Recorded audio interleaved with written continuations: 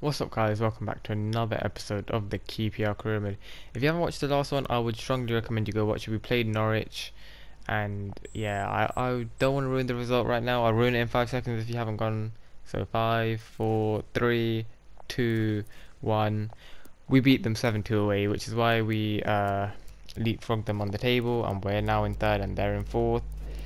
And the first game of today's episode, at home to Cardiff, good 2-1 win to make sure that we stayed ahead of Norwich, who I do suspect will chase us down the whole way.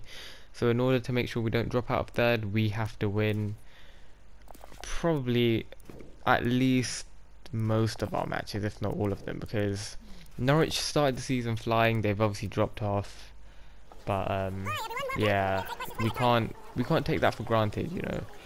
And the next game going to be a tough challenge away against Brentford, who are our closest rivals, our biggest rivals. Fortunately, in real life, they're doing a lot better than QPR, which isn't great. But yeah, hopefully in this career mode we can, you know, make sure QPR do better than Brentford. And to do that, we had to make sure we won this game. And Brentford obviously playing their 4-3-3 with a holding midfielder, so a slightly more defensive version of, well, not slightly, quite a lot more defensive than our one. And we had the first chance of the game. So often we see De La Vega run down the left wing, trying to do it again. He was stopped by the well, I thought he was stopped. He wasn't. The defender fell over, played it back here to Zambia. You know, we're trying to play it through the midfield. He played it to Morris, who turned, had a shot, and hit the post. So close to taking the lead in the first 10 minutes. But that obviously was a good sign, and just around 10 minutes later we had another chance as he played it to Morris. Brilliant 1-2 between the two of them, and Morris banged it into the corner. Such a good player, Morris. Hasn't been great this season in the simulations, unfortunately. Hasn't scored a lot of goals, but this was a really nice goal. He laid it off to Eze, who played it back through once he saw him make the run, and he just smashed it in. Obviously, I think his first ever professional goal was against Brentford at home, where we beat them 4-2, I believe, last season. And it's nice to see him score here again. And under 10 minutes later, we had another chance. Leko plays it to De La Vega, whose shot was saved by the keeper. And unfortunately, we could not convert the corner.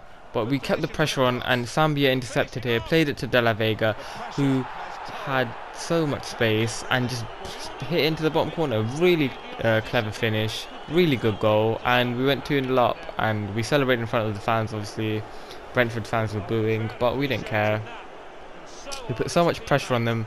There's a huge gap in their defence, and we exploited it. And yeah, it was a pretty nice goal. The pressing there from Zambia was very nice, from the whole team, to be fair. And we weren't stopping, we wanted more. Eze here had the ball, trying to dance around the defenders, couldn't quite get through, but he did a ball roll and a drag back. He had space now, still had the ball somehow, does another drag back, goes past 2, and he plays it into Morris, who just has a little tap in to make it 3-0. A few episodes ago he missed a chance, well, 2 chances very similar to that, so it was very good to see that his training has obviously led him to be able to score these chances now. But Eze did really well here. He just destroyed the Brentford defence. And I think if we do get promoted next year, our attack should be solid. Maybe we'll need a new right winger, but yeah, Eze he was so good there. And straight away from kickoff, Morris got the ball back again. He somehow turned the defender and he smashed it in, and we were 4-0 up before half time. And I'm here thinking, what the hell is going on? Why are Brentford playing so bad? Why were Norwich playing so bad? Like, I was in shock, to be honest, because I believe against Norwich we took the ball off them from centre a few times as well. And yeah, Morris only has a 1-star skill, which clearly didn't matter there. You know, he did a really nice turn. I didn't expect it to be that good, but once again against Brentford, we weren't like miles better than them. We were definitely the better team in this half, but only one of our shots on target didn't go in. But we weren't 50 minutes after the restart. We had the ball again. Morris thought he lost it, but he played it in. Leko into the near post. 5-0. 60 minutes gone, and yeah, I don't know what happened to Brentford, to be honest, but Morris did really well actually. He flicked the ball past the defender who was side tackling first. Somehow he kept the ball there. The defender just stopped running, but he played it into Lecco, and he wasn't going to miss from there. You know, he scored quite a lot of goals for us this season. And 10 minutes later we had another chance with Chair playing it here to Morris. Turns again, looking for De La Vega, who he finds, and De La Vega's running. Can he score again? No, unfortunately he hit it wide this time, but De La Vega's been really good for us. Obviously 5-0 up, it wasn't too much of a big deal, but 5 minutes later we had another chance with De La Vega running down this left hand side. Breezes past the defender, cuts it back to Chair, who was bang on for Ezzy, who was tiring, and he just smashes it into the bottom corner. Brilliant finish, just drilled into the corner, and it was 6-0. I couldn't believe this. What, could we get 7 for a second game in a row? That counter attack, man. De La Vega on these counters is so dangerous. 94 pace, I believe. Just roasts the defenders, and Chair scores again. He's been pretty good when he comes on off the bench. I decided to make a few more changes to rest a few players. Obviously 6-0 up, you don't really need to keep players who are tied on. There's not really any need. And in the 86th minute, Jose Samuel had a chance, smashes it. Keeper makes a good save, to be fair. Could have been 7 there, but from the corner we couldn't do anything, unfortunately. It was bobbling around, but they got it away. So yeah, but we kept the ball, and we wanted that 7th. You know, I wanted to get 7-2 games in a row, and well, obviously 2 played games in a row, 2 away games in a row. Ball, he had the ball. Didn't want him to shoot because he can't. Somehow the ball finds way to De La Vega. He still had it here. Drag back, bang, near post, 7-0. It was pretty much the last kick of the game for us anyway. After Senate, it's pretty much going to be over. One of our players there, I think it was Manning, was unfortunately got an injury, but yeah, it was 7-0. And I don't know, I was in shock. I'm still in shock now. Like, Brentford really didn't turn up, and you know, if we do have to end up playing them in the playoffs, if we can just do this to them, then it'll be a breeze for us. Morris, amazing in this game. Hat-trick, got an assist as well. And yeah, 10.0 rating. We destroyed them. It's amazing. What a game that was. And yeah, obviously that really showed that we probably are comfortable as the third best team in the league. Next game was in the FA Cup against Everton. Obviously Everton, a solid Premier League team. Just a few days after this match, I wasn't going to play our full strength team just because I don't want to risk any injuries. And even with our first team, I do think we would have lost just because they're a Premier League team. Their players are going to be a lot better than ours for the most part anyway. But first of the month obviously meant our youth report came in for our youth players, and yeah, it's not looking too bad. I did release a few players whose potential had dropped off, and there probably are a few more who are releasing there, but we got our reports back again from Scotland here. No one really that good. In Italy, few decent players here, but again, no one really worth signing to the academy. And England, where we have our best scout, didn't really find anyone either. That left back doesn't look terrible, but he looks like he's a defensive mind player, which means he has terrible physicals, and in the Premier League you need to be quick. I think the player right here is Zlatan's Regen, who I might look to sign in the summer because he's a left-footed player. We don't really have enough left-footed attackers, I don't think, and so on the right wing I feel like he'll be perfect. But yeah, like I said, decided to rotate the team against Everton, expecting to get beat, and we did. 4-0 loss. But again, like I said, didn't really care. Thought we were going to get knocked out. Now we can fully focus on the league to try and get promotion.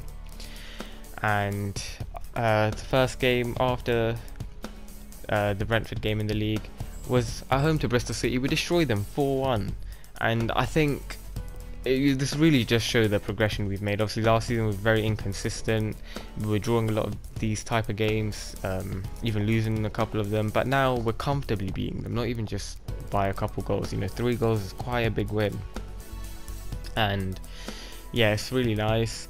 So it's good to see our players developing and training as well. Hopefully we can sell a few of them for big money in the summer, so that we can buy a few players to improve the team, improve our youth scouts and stuff. Next game against Sunderland at home again, a 3-0 win. We had quite a lot of home games in a row. Our next game against Villa was also at home. But yeah, that was another big win. We're winning by quite a lot of goals in a lot of matches now, and it really shows our strength on the league. I think we rang the right signings in, like, De La Vega we signed last season for like 3 mil. Look how good he is now. Lekozo, obviously he was recommended by one of you guys, so that's cool. If you have any other signings you want me to make, then make sure to leave them in the comments and I'll have a look at them, because I don't think I would have signed him if he wasn't mentioned in the comments. So yeah, that's pretty cool, I think. And the next game obviously was that big game against Villa, top of the league, flying, and yeah, we lost against them at Villa Park by 2-0 in a game where we really weren't that much worse than them. It could have easily been a draw and probably should have been a draw, but their keeper was insane on the night, unlike most of the keepers we've seen this season. But we had the first chance of the game here with De La Vega. Unfortunately my finger slipped off the shoot button. I remember this chance, and yeah, that's why the shot wasn't great, but the keeper got the corner away, and the Villa had a chance 10 minutes later, went through, hit the post, and Wesley, top scorer in the league by a mile, scored in almost every game this season on average, tapped the ball in to make it 1-0 to Villa. Our defence really collapsed there. That little tap past Roberts was obviously took him out, and then he took out one of our own defenders, so yeah, it wasn't great. It wasn't a good start. And not long after, they had another chance here. Ball with Wesley again. Played it through to Trezeguet, who played it back to McGinn, and he smashed it into the near post to make it 2-0. And yeah, I was really feeling the difference between Villa and Norwich and Brentford. Like, Villa are a team who are genuinely better than us and will comfortably win the championship, as we've seen. But they actually attacked, they created some good chances, unlike Brentford. Norwich did do a few as well, but yeah, Villa were just a different beast. But from kickoff, we were building from the back here, trying to work the ball into the box, and Eze here had the ball, holding off Tyrone Mings, and he smashed it in to make it 2-1 straight away, half the deficit, and gets us back into the game. And we weren't stopping, we wanted that equaliser before half time. Eze here plays it through to De La Vega again on this left wing, tackled, still has the ball somehow, tackled again, forces Scowen, who plays a really nice pass to Morris, so I thought it was offside, but he wasn't, and he smashes it in to make it 2-2. And what a game this was in that first half. Villa only had 2 shots on target and scored 2 goals, but it is what it is. We went through again 5 minutes into the second half, but Scowen was the man underneath it. He's one of the few players who I would definitely not want in there. The only player not in the defence that I don't want on there. Sambi, I think, could have done better there, but Scowen is a defensive midfielder. He isn't going to score from there. And from that chance, Villa here had a chance to break away, but we tackled them, and Scowen here had the ball again, played it across to Eze, who played it to De La Vega. Them two have such a great connection. Looks like Morris is getting involved in that as well. He plays it to De La Vega, who does the classic ball roll, gets past the player slightly, plays it to Scowen, who plays it to Eze, who had a chance, but his shot was very, very tame, easy to save from the keeper. But from the corner though, we actually had a good header there, and that's very rare to see. Unfortunately it didn't go in, but it was a good chance. And we had another chance here with Sambia running through, and the defender went out of position, and I didn't expect him to do that, so I shot it, but it was too close to the keeper. Probably could have taken an extra few touches and banged that in, but I didn't expect the defender to just keep running as he did. But right before the end of the game, we had a chance to Chair plays it back to Morris, who scored, but unfortunately was offside. Ah, it was so close. If Chair could have just held his run for a bit longer, it would have been 3-2 to QPR. We would have gone, well, stayed home with the 3 points because we were home.